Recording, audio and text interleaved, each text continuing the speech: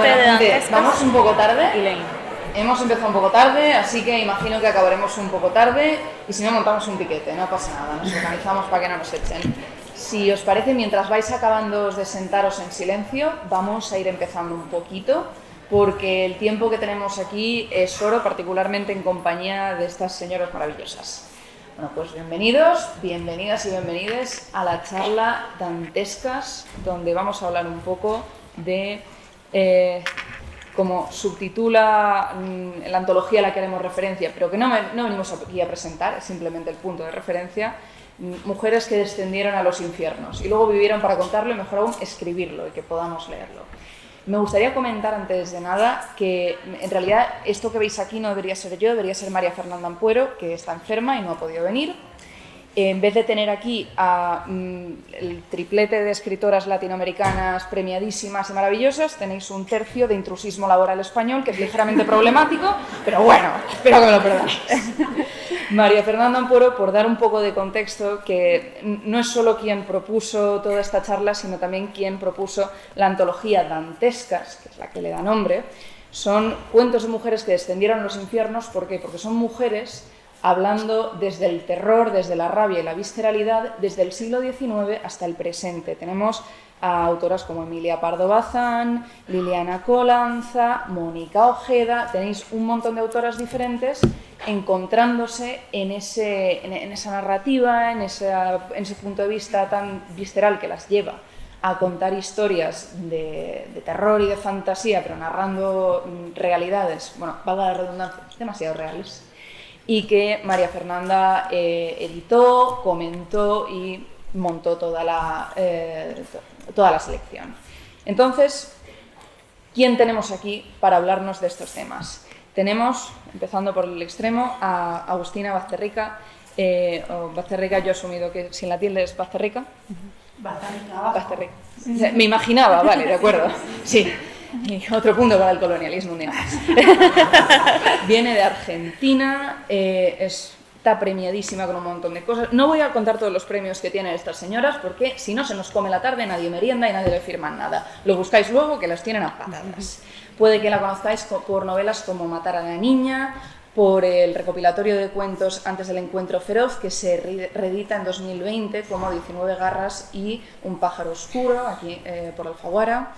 También por la novela El cadáver exquisito, por ejemplo, que es la que podéis encontrar aquí con mayor facilidad y que es de las que la han hecho más conocida.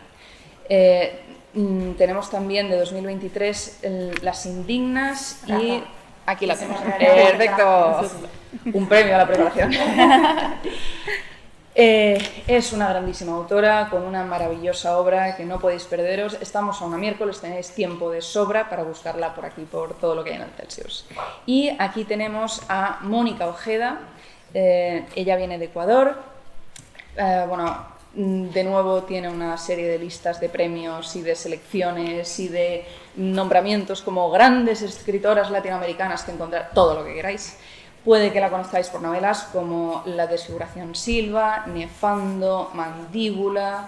Ha escrito poesía también, como El ciclo de las piedras, El cuento canino. Ha aparecido en muchas antologías y ha escrito ella misma libros de relatos, como por ejemplo Las voladoras. Y lo más reciente que nos trae es la novela Chamanes eléctricos en la fiesta del sol, del año pasado. Entonces, la primera pregunta que me gustaría haceros para entrar directamente en salsa, esta, ya os digo que esta no es mía, es muy buena porque es de María Fernanda, pero me ha gustado tanto que digo, sí, esto lo vamos a meter. Me gustaría preguntaros, así sin ninguna clase de contexto, y la rabia ya la ponéis vosotras, si bajarais al infierno, o subierais, según la versión de cada uno del infierno, ¿qué os traeríais del infierno para poder escribir sobre ello? Wow. Esto es un regalo de María Fernanda para vosotros. Gracias. La pregunta difícil de ella. Sí. ¿En serio? ¿Me vas a dejar mi primera? Bueno, primero quiero agradecer al Festival Celsius por la invitación. Para mí es un placer estar acá. Quiero aclarar que no estoy 100%, tengo como una tos medio tremenda, pero bueno, logré viajar desde Buenos Aires hasta acá y estoy más o menos sana y salva. Y gracias a todas las personas que están hoy acá, que son un montón. Y feliz de estar de nuevo con Mónica en una mesa que la admiro completamente. Lean todos sus libros, especialmente Las Voladoras, que a mí me voló la cabeza. Así que, bueno, un placer. Y yo no tengo que bajar al infierno. El infierno está acá, ¿sí? Y voy a remitirme a un cuento de Las Voladoras. Vos me vas a corregir del título, si me equivoco, etcétera. Que se llama Soroche, de las amigas. Soroche. Bueno, ahí hay un tipo particular de infierno que vivimos las mujeres, especialmente, que es el de la violencia estética. En este cuento, vos recordame cualquier cosa, a una mujer que tiene sobrepeso, la filman teniendo relaciones, o se filma teniendo relaciones con el marido, y después el marido sube ese video, lo comparte y es un escándalo total. Entonces las amigas se la llevan, ¿sí?, a, no sé, una montaña para que, digamos, apoyarla, pero te vas dando cuenta de todas las miserias de todas las amigas. Entonces, yo relaciono así rápidamente ahora el soroche, que no sé si saben lo que es, pero es no tener oxígeno por la altura, y me parece que eso es lo que nos pasa. Mal de altura, creo que lo el mal de altura, claro. Con el patriarcado, que es parte del capitalismo. Es, por más que vos quieras empoderarte y aceptarte, el sistema todo el tiempo te está diciendo que no vales lo suficiente, te está generando inseguridades, quiere tener control sobre tu cuerpo para vender, ¿sí? Les doy un ejemplo concreto. ¿Por qué nos rasuramos las axilas? Bueno, en parte porque la empresa Gillette decidió vender más, ¿cómo se llama? Bueno, cuchillas. Y cuando en Estados Unidos se pusieron de moda los vestidos sin mangas, empezaron a decirle a las mujeres que los pelos debajo de los brazos generaban mal olor, que eran insalubres, que bla bla bla, que bla bla bla. Conclusión, vendieron más cuchillas y nos generaron a nosotros una inseguridad. Y eso lo pueden llevar a millones y millones de cosas, ¿sí? No sé cómo será acá, pero en Argentina uno tiene que ser, las mujeres sobre todo, eternamente flacas, eternamente jóvenes y eternamente bellas hegemónicas. Y si vos, por ejemplo, sos alguien con mucha visibilidad, como una actriz, y decidís operarte porque, bueno, tenés que entrar en ese modelo, bueno, te van a criticar. Y si no te operás, te van a criticar igual, ¿no? Entonces, bueno, ese es uno de los infiernos y esta cuestión de controlar a las mujeres, ¿no? Pues menos mal que son en Argentina, ¿eh? Aquí no nos suena de nada. No, aquí no pasa, jamás. Bueno, eso. Digo lo mismo que Agus. Muchas gracias a todos los que están acá en este momento y muchas gracias al Celsius por invitarme. Qué lujo estar en compañía de estas dos escritoras con las que compartimos tantas cosas. Además de, suscribo, y para decir una cosa diferente, pero suscribo lo que dice Agustina, estaba pensando también que a veces relacionamos lo infernal en la escritura, o el infierno, o el horror, o el terror, estos géneros que trabajan con lo macabro, con una imaginería oscura, lo solemos relacionar obviamente con temas que son muy difíciles, como la violencia, y violencia en el amplio espectro, desde la más terrorífica hasta la que parece que no es violencia y que todavía ni siquiera nos atrevemos a nombrar como violencia, ¿no? Pero también me interesa cómo la literatura de terror y a través de la escritura podemos también agarrar algo de lo insurrecto que hay en esta imaginería del infierno, ¿no? Estoy pensando, por ejemplo, ahora mismo estoy escribiendo algo que tiene que ver con la idea del silbido del diablo, ¿no? Esto es algo que está en muchas tradiciones literarias, la idea de que el diablo silba escondido en alguna parte de la noche oscura y de la selva, o detrás de una piedra. Y hay muchos monstruos silbadores que cuando escuchas el silbido lo primero que haces es asustarte o sentirte seducido por el silbido. Hay distintas leyendas que varían entre el susto, el terror, o la idea de el silbón, por ejemplo. Pero ahí hay una cosa que a mí me interesa de lo diablesco, y es la idea de que te seduce, ¿no? La idea de que es seductor, y eso que siempre se ha, digamos, endiablado de las mujeres, la idea de que son seductoras, el mal. Por eso lo femenino, bueno, se dice que el diablo es mujer precisamente por eso, pero todo lo femenino está vinculado a lo monstruoso por esa razón, por lo de la seducción y muchas otras cosas más. Por el exceso de carne, el exceso de cuerpo, que es además innegable en los cuerpos de las mujeres, precisamente porque sangran, porque paren, por un montón de cosas que no se pueden simplemente ocultar, ¿no?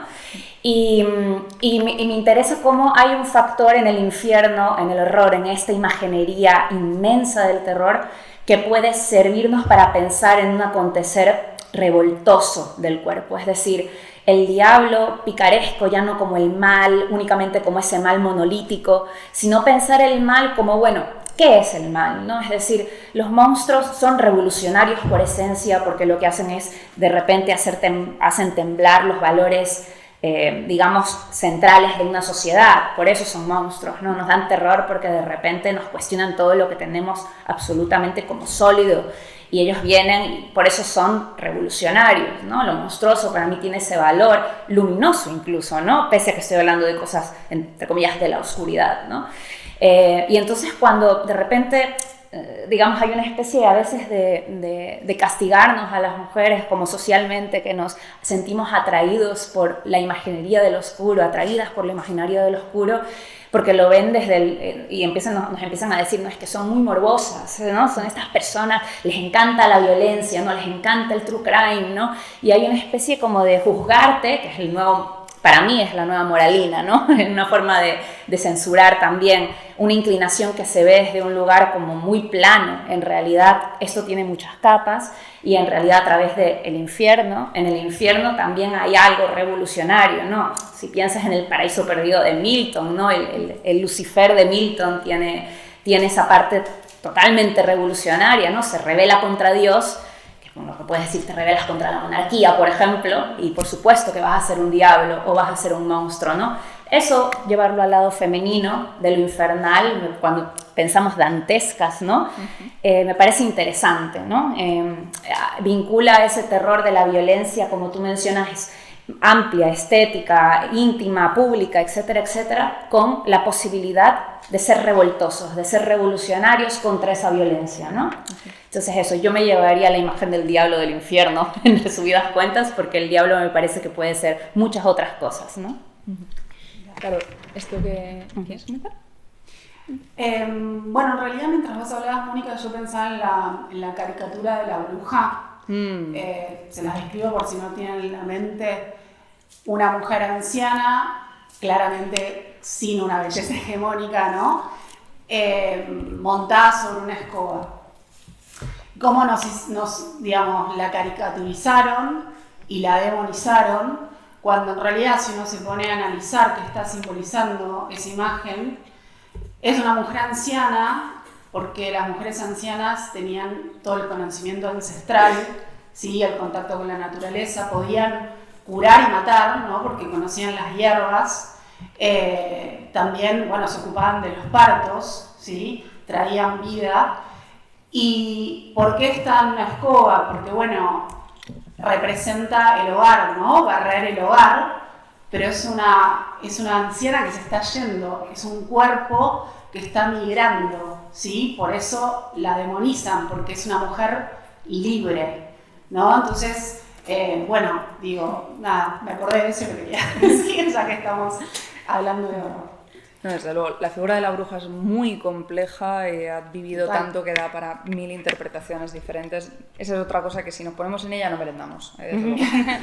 A raíz de lo que habías dicho, Mónica, de esta revolución, de lo que supone esta rebelión diabólica, claro, es muy interesante lo que comentabas y lo que has comentado tú también, de las intervenciones que hablamos que se tienen que hacer en una mujer para que es normativa, implica que la simple existencia de una mujer en su estado natural es irreverente, está en contra de la norma. Entonces, tratando de ser positivas, porque la alternativa sería pegarle fuego a cosas, tratando de ser positivas, esto significa que las mujeres tenemos un potencial para la revolución increíble, porque nuestra simple existencia, tal y como somos, nos lo está poniendo en bandeja. Entonces, os preguntaría, en este terror, en estas narrativas fantásticas donde todo es posible a los niveles más retorcidos y extremos que se nos ocurra, ¿dónde buscáis vosotras la revolución, la desobediencia absoluta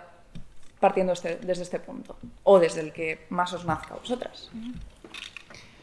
Bueno, partamos de la base que yo fui educada en un colegio de monjas alemanas en Buenos Aires.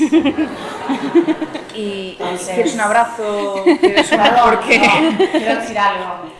Quise ser monja y las propias monjas me dijeron no. O sea, eso es un sello de calidad.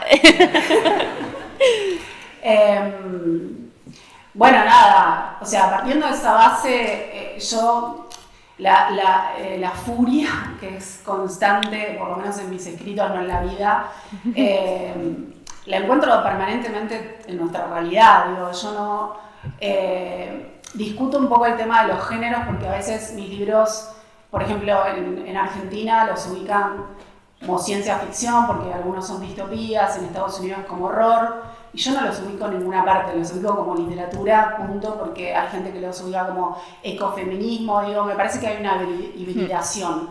Entonces, no es que, si bien leo horror y me interesa y leo ciencia ficción, para escribir, no sé, Cadáver Exquisito, leí ensayos y me la paso leyendo ensayos, por ejemplo, ¿no?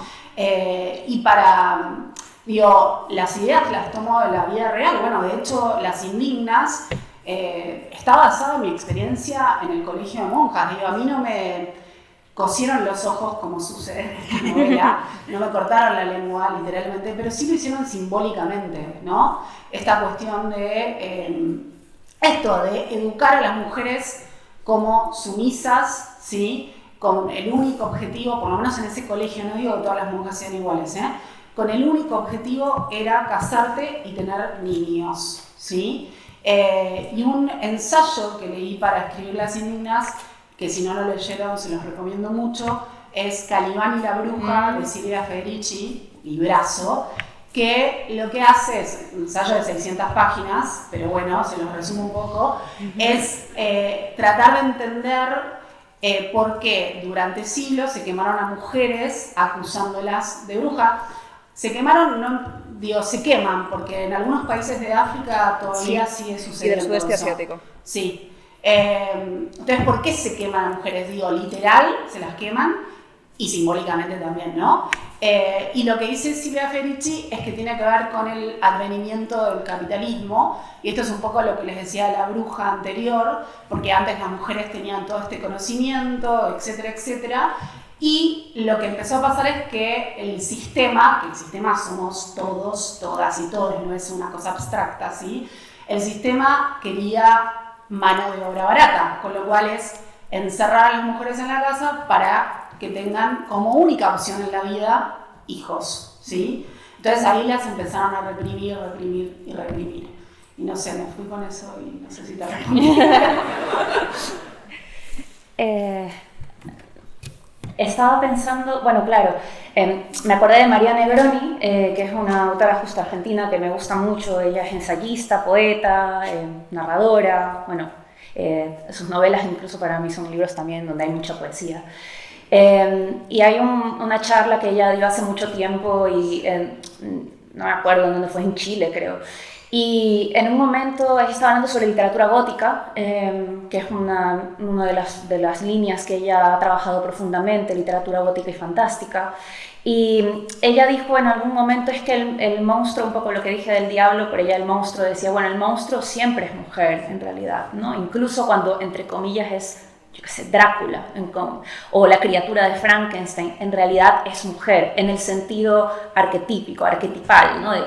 Y también del género como constructo, de lo femenino más bien, ¿no? Es decir, si uno piensa en la criatura de Frankenstein, ¿no? Con toda esa revolución emocional, esa introspección, esa herida con respecto a la soledad y al estar arrancado de algo y necesitar compañía, como lo emocional, además lo emocional exacerbado siempre se ha vinculado a lo femenino, ¿no? Se maneja de repente ese monstruo en el arquetipo de lo femenino. Entonces es muy interesante pensar, cuando pensamos en monstruos, en diablo o en la diabla, ¿no? Pensar en cómo de repente son cuerpos que están vinculados a lo que socialmente consideramos que es inferior o de inferior valor, por ejemplo, las emociones. Y a mí me parece interesante en literatura, porque la literatura básicamente es epistemología emocional.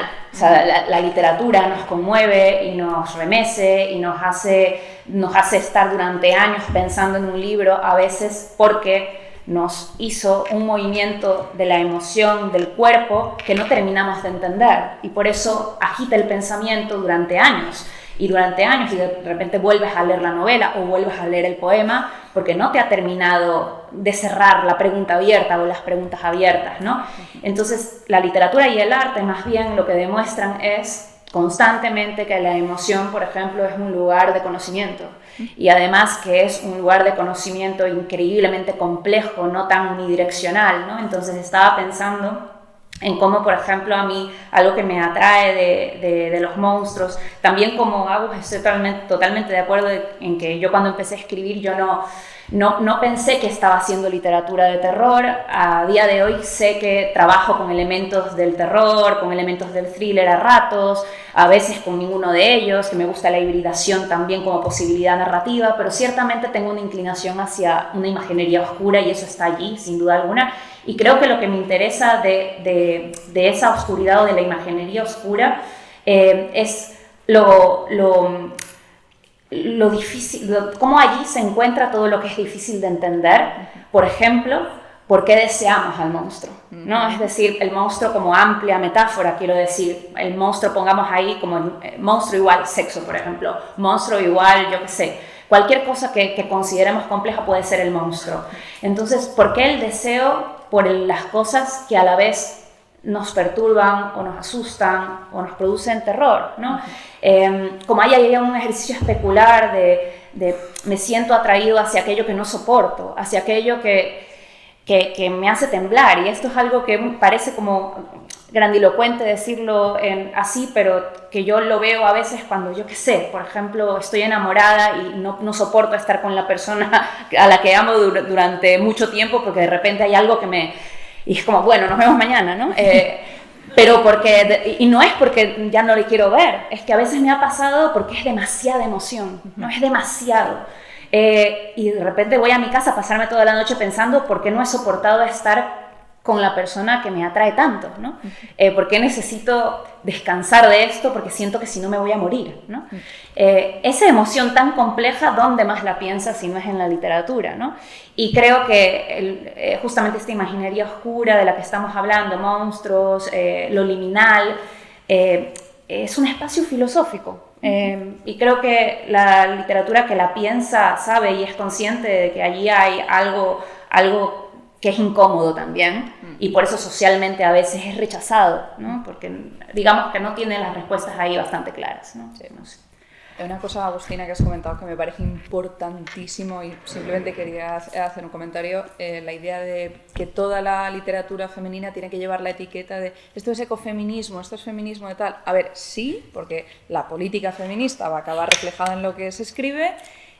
También creo que sería muy interesante de qué pasa si cogemos toda la literatura masculina de la historia y le empezamos a poner, bueno, pues Lord Byron es literatura capitalista privilegiada masculina de clase alta y además no sé qué. Si nos ponemos así podemos jugar todos, le podríamos poner. No, perdón, fíjate que yo creo que no hay ninguna feria en el mundo en donde el título de la mesa sea hombres heterosexuales, occidentales, blancos. El título no, las mesas unas cuantas. Sí. Son así, total. Pero, no sé a vos, Mónica, no sé a vos, pero a mí me han invitado, ahora ya no porque se avivaron, como dale, pero me han invitado a literatura femenina. Yo empezaba, literatura femenina, empezaba la mesa así, ¿no? Porque yo creo que llegue el punto en el mundo, ojalá que lleguemos antes de que explote el planeta, en el que no importe el género de la persona que escriba. Hoy es importante porque claramente, por más que haya más, digamos, siempre hubo escritoras mujeres, pero ahora quizás hay más apertura a leerlas, ¿sí? Y hay más espacios abiertos. y por eso es importante seguir, ¿no? Leyéndolas, promocionándolas, etcétera, etcétera, para abrir más caminos aún. Pero ojalá que basta. Digo, cuando digo mujeres también hablo de minorías, ¿sí? Que llegue un punto que no importe. Que tenemos que ir más allá de la diversidad de género y decir, pero que todavía crees en el género, madre mía. De esto que comentabas, Mónica, sobre los monstruos y la monstruosidad, hay una cosa, ya que barro para casa, para las cosas que me gustan a mí, hay una cosa que pasa mucho cuando las personas se transforman en monstruos, en mucho folclore popular también, que es que los hombres tienen unos monstruos y las mujeres otros. O sea, las mujeres se transforman en gato, se transforman en serpiente, pero no se transforman casi nunca en lobo, por ejemplo. Tiene que venir aquí una narrativa que alguien escriba para transformarlas en lobo. Gracias por la idea. Para ti. Me invitas a lo que quieras, la idea es toda tuya. Entonces, os lanzaría, ya no puedes decir lobo, ¿en qué monstruos querríais ver convertidas a las mujeres y a todo lo que pueden tener que contar desde sus 1000 narrativas? Porque es como que se nos ha prohibido una cierta clase de monstruosidad. Ya no una cierta clase de expresión en general en la realidad, pero en la fantasía también, y en el terror. Sí, es porque está todo como encasillado en los géneros, ¿no? Y justamente en lo masculino y lo femenino. Claro, lobo representa en el imaginario arquetipal todos los elementos de la masculinidad: territorialidad, ponerse encima, liderar manada, alfa. O sea, hay un montón de elementos que ahí. Por cierto, el lobo alfa no es verdad, lo inventó un biólogo, se dio cuenta que era mentira. Cualquier persona de esta sala que haya oído a un tío decir yo soy un macho alfa de tal, tú eres tonto, José Luis. Eso era una loba hembra. Continúa, por favor, no existe. Exacto, hay como este imaginario con determinados animales, ¿no? que representarían, entre comillas, ¿no? determinados géneros. Entonces, claro, a mí me parece que el problema de la imaginación es que no sale de la casilla del binarismo genérico, ¿no? Y lo interesante, o sea, y realmente ese sería el gran monstruo, ¿no? Un monstruo en donde eso de allí justamente esté cada vez más difuminado, ¿no? Es interesante, yo pienso, insisto en lo que dijo María Negroni, si uno piensa en Drácula, por ejemplo, Drácula tiene muchísimos elementos femeninos pese a ser, entre comillas, masculino. Hay una cosa de hibridación, en realidad, allí el género de Drácula estrictamente es bastante ambiguo. Y eso, esa ambigüedad, esa frontera encantada, ¿no? es la frontera de lo monstruoso, ¿no? Como especie también dice mucho de nosotros y de la realidad contemporánea, como no nos gusta lo que no es claro, pero la realidad es que nada es claro, ¿no? Todas las cosas son mixtas, hay muchas opacidades, y los lugares de frontera son lugares de muerte en la literalidad, pero también en la representación. Entonces todos esos cuerpos que no son claros nos parece que son monstruosos. Ahí, por ejemplo, lo que mencionabas de algo revoltoso, ahí hay algo revoltoso y revolucionario cuando ahora mismo estamos defendiendo justamente cuerpos trans, cuando estamos defendiendo cuerpos diversos, migrantes, etcétera, etcétera. Estamos hablando de cuerpos que habitan la frontera y que quieren hacer de la frontera un refugio también, no un lugar de muerte simplemente, ¿no? Entonces, bueno, ahí pueden salir monstruos que dinamiten esas líneas, ¿no? Pero bueno, hay que tener imaginación. Yo ahora mismo no se me ocurre pensar, no sé si tú tienes la idea de qué monstruo querrías, qué monstruo femenino revoltoso se te ocurre, no sé. A mí. Pero si queréis seguir reflexionando sobre romper el binarismo, a favor, ¿eh? Fantástico. La llamamos a Rowling acá.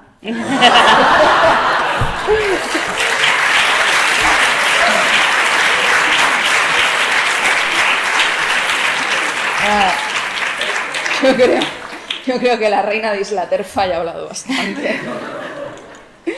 Bueno, haciendo un poco de referencia a dantescas, no en cuanto al libro en sí, sino al concepto, algo que me parece muy interesante es cómo la propuesta de aquí de María Fernanda juntaba autoras de muchísimas épocas diferentes, de prácticamente 2 siglos. Y, a ver, no es difícil decir por qué voy a conectar con algo que escribió alguien hace 180 años, porque somos de la misma especie y algo en común vamos a tener, inevitablemente. Pero en este asunto de este viajar a los infiernos narrando como escritora, me gustaría, si tenéis algún ejemplo, que hablaréis de conexiones que habéis tenido con alguna narración que hayáis leído de escritoras, a ser posible que escribieran hace bastante, pero si no, con una generación incluso de distancia, que tuvierais ese momento de conexión intertemporal y decir, tú y yo estamos en el mismo infierno y salimos de él, nos quedamos en él. ¿Algún ejemplo, algún momento que hayáis tenido así? Sí. Hay un cuento que se los recomiendo mucho, que está en la web, que se llama El tapiz amarillo, o tiene otro nombre también. El papelado amarillo, de Charlotte Perkins Gilman, que es considerado el primer cuento feminista y también es un cuento de horror, que es sobre una mujer que tuvo un hijo, está con una depresión postparto tremenda, y el marido, que es médico, la manda a una casa, la tira ahí en la casa y medio que la abandona ahí, ¿no? Como diciendo, bueno, vos con tus temitas de mujer, quédate acá. Y ella empieza a ver cosas en el empapelado amarillo y es espectacular, porque aparte lo podés leer como un cuento de horror clásico y es impecable. Y lo podés leer, tiene como muchas capas de lectura. Entonces, bueno, ahí yo tuve una conexión grande con ese cuento y también con Siempre hemos vivido en el castillo de Shirley Jackson, que me parece una novela preciosa y que yo, esta es mi hipótesis, para mí es como una reescritura de La caída de la casa Usher de Poe, ¿sí? Pero en clave feminista. Y esa novela la he leído varias veces, la he analizado, lo mismo con el cuento, porque a mí cuando me gusta mucho una obra la estudio, ¿no? Que es también lo que me pasó con tu libro Las voladoras, que por eso lo recuerdo tanto. Como que bueno, intento encontrar la magia, cómo hicieron para escribir esa maravilla. Sí. Sí, el cuento de Charlotte Perkins es increíble, además también porque es un cuento que se puede leer en clave de depresión postparto. Esta mujer del que ve cosas en el papel amarillo acaba de tener un bebé, pero habla de depresión postparto antes de que siquiera se hablara de la depresión postparto. No había el término depresión postparto cuando Charlotte Perkins escribe este cuento, y en el cuento está hablando de todo lo que le pasa a una mujer encerrada, deprimida, sin entender por qué está deprimida si acaba de tener un hijo y se supone que las mujeres cuando tienen hijos deben ser lo más feliz y radiante que existe en el mundo. Entonces, claro, quería tomar ese ejemplo que mencionó Agus de Charlotte Perkins porque paradójicamente, cuando pensamos en el horror, pensamos automáticamente, como hemos dicho ya, tanto oscuridad, violencia, temas que son difíciles, etcétera, etcétera. Pero para mí, al menos, escribir y también leer a autoras como Charlotte Perkins es una experiencia increíblemente luminosa, porque cuando el miedo es una experiencia que todos conocemos. No hay nadie en esta sala, no hay nadie en este mundo que no sepa lo que es sentir miedo, y si no, pues tiene algún tipo de patología que le impide sentir miedo, no es una persona normal, ¿no? Y el miedo siempre se relaciona discursivamente con lo negativo, con lo destructivo, pero en realidad el miedo es lo que nos hace valorar también un montón de cosas, es decir, tener una conciencia de que somos frágiles, vulnerables, sentir empatía, etcétera, etcétera. Entonces, a veces para hablar siempre estamos en dicotomías blanco-negro, pero en realidad el miedo es esencial. El miedo me ha enseñado a ser más empática, el miedo me ha enseñado también a tener mayor cuidado con mis seres queridos porque sé que no van a estar siempre. El miedo me hace pensármelo cómo me acerco a la gente, es decir, tener más tacto, ser más delicada. Yo creo que la experiencia con el miedo nos puede también, no solo nos paraliza, también el miedo puede ser un motor para aprender a amar mejor. O sea, hay muchas cosas del miedo que en realidad son positivas. Y luego pienso en cómo la escritura del miedo, como en el caso de Charlotte Perkins, nos hace de repente abrir un espacio del tiempo en donde podemos pensar aquello que nos da terror, es decir, salir de la parálisis en la que a veces nos puede dejar el miedo, porque la escritura es lo contrario a la parálisis. Es hacer discursos, hacer palabra, y la parálisis te deja en un estado de mudez absoluto donde no puedes decir nada. Escribir es lo contrario a no tener nada que decir.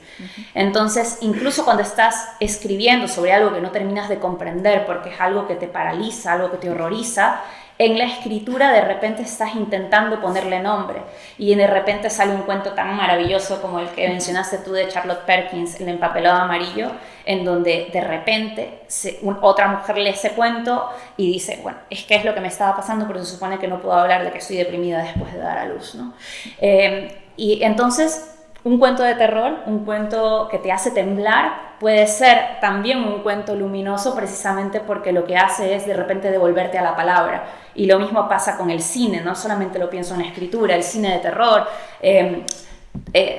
El ejercicio del arte con el terror no es el de dejarte en la parálisis, es de hacerte sentir el miedo en un grado chiquito porque es un territorio controlado. En el libro tú sabes que no va a salir el cuchillo del libro y te va a matar, sabes que no va a salir el monstruo de la pantalla y te va a comer. Vives ese simulacro del miedo, el miedo real, como ya lo dijiste, el infierno está realmente aquí, afuera, en la realidad. Vives el simulacro para poder pensar qué es lo que es el miedo y poder pensar qué palabras ponerle. Entonces, a mí, literalmente, la literatura que trabaja con el terror me parece luminosa. En realidad, me saca del lugar, de la zona muda, como dicen Enrique Lin, me permite hablar, ¿no? Muy bien. Tenemos... ¿Sí? ¿Puedo ver?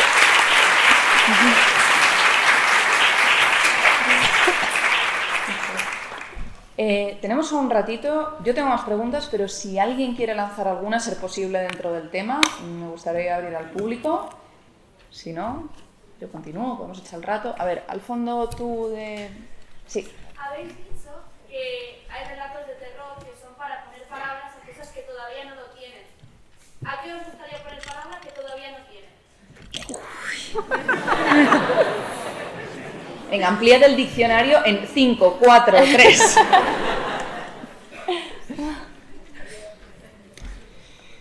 Qué pregunta difícil. Lo primero que me surge, que igual la palabra está, pero me parece que la literatura también es eso, ¿no? Es hacer preguntas que no tienen respuesta o que no tienen una respuesta, o seguir pensando sobre temas de los que ya se hablaron, porque en el fondo las temáticas en un punto siempre son las mismas. Creo que vienen no solo de los griegos, sino antes, sentados en el fogón contándonos historias para entender el mundo, que me parece que es un poco eso, ¿no? Pero, bueno, la palabra para describir el sentimiento de perder una hija porque fue violada y tirada en el desierto, por ejemplo. ¿Es impotencia? ¿Es duelo? ¿Qué es? Porque eso pasa todo el tiempo. En este momento está pasando. En alguna parte del mundo. Entonces, bueno, nada, seguir pensando en esa injusticia que naturalizamos y que, bueno, el patriarcado la justifica, ¿no? Tranqui, la respuesta.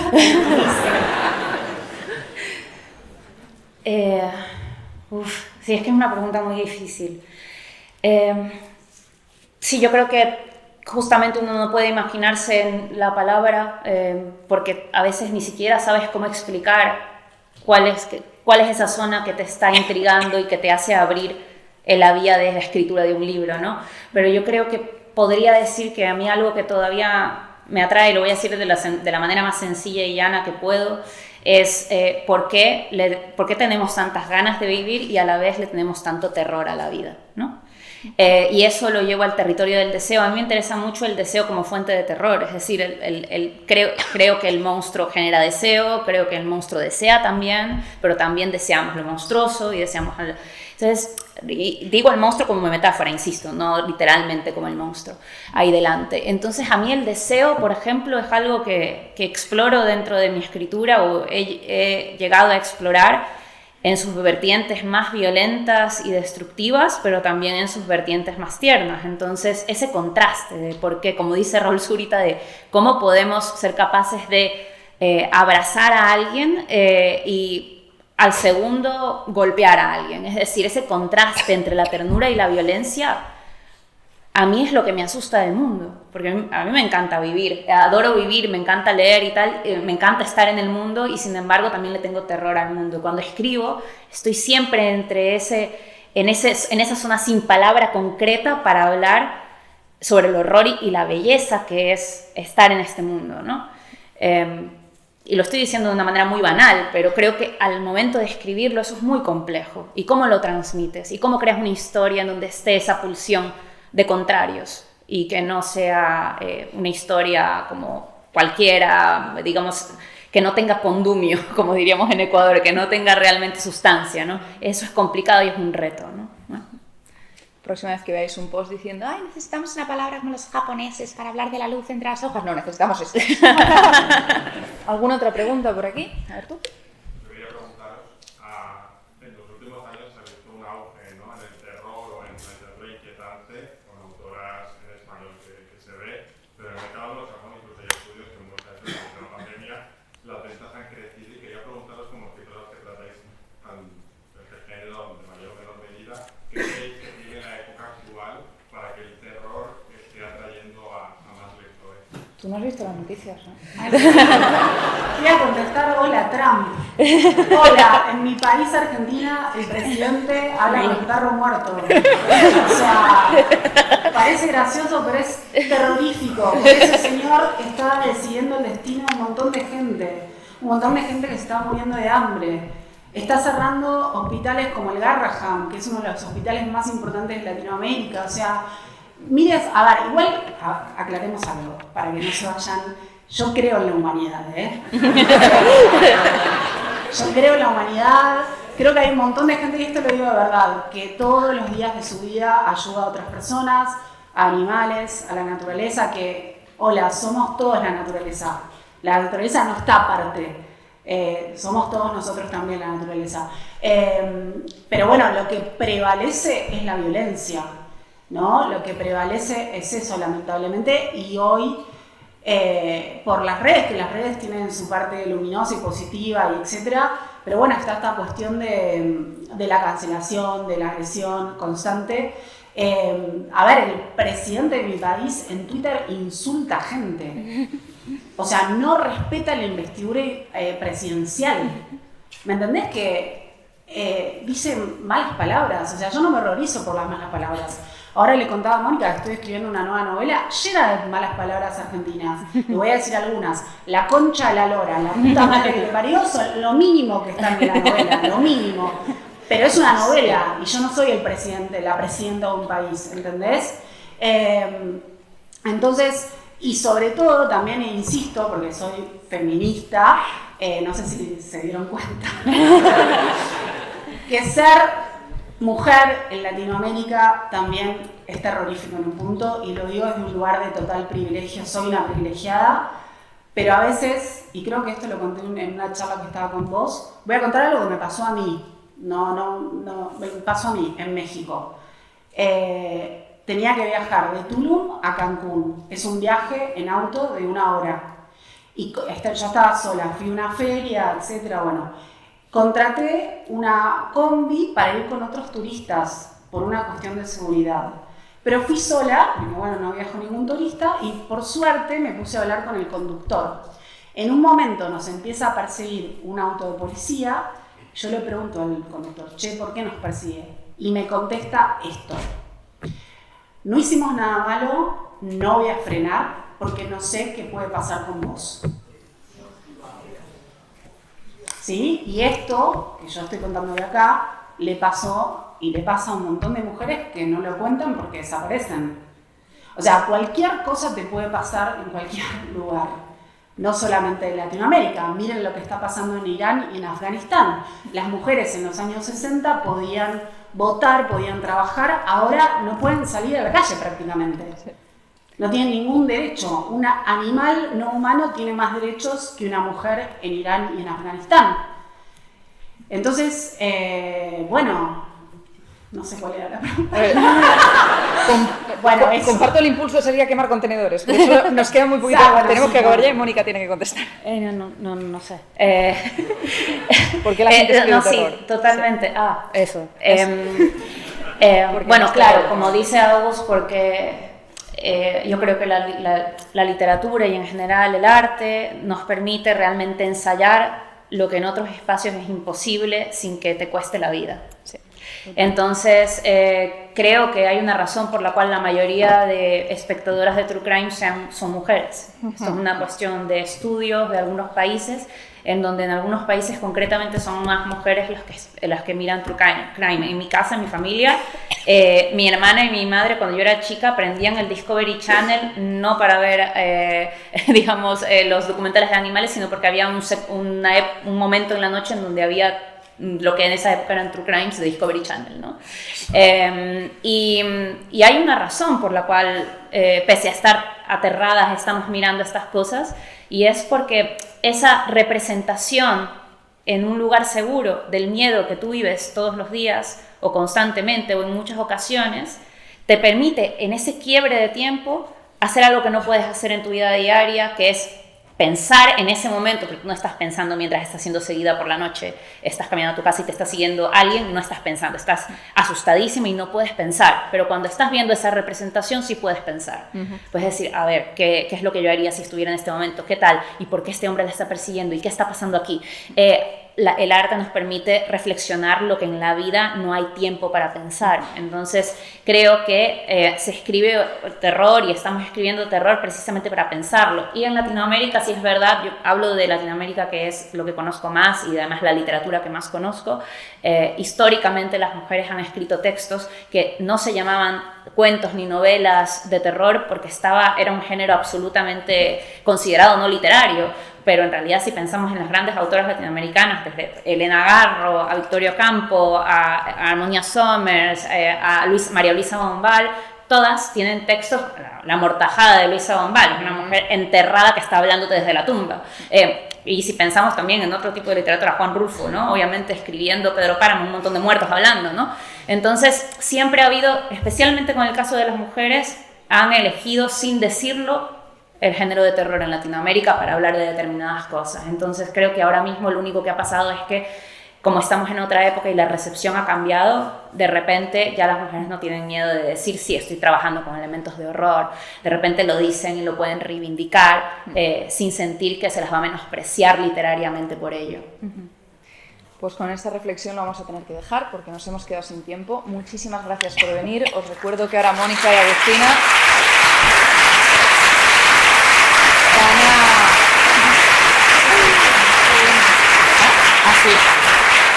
van a estar firmando.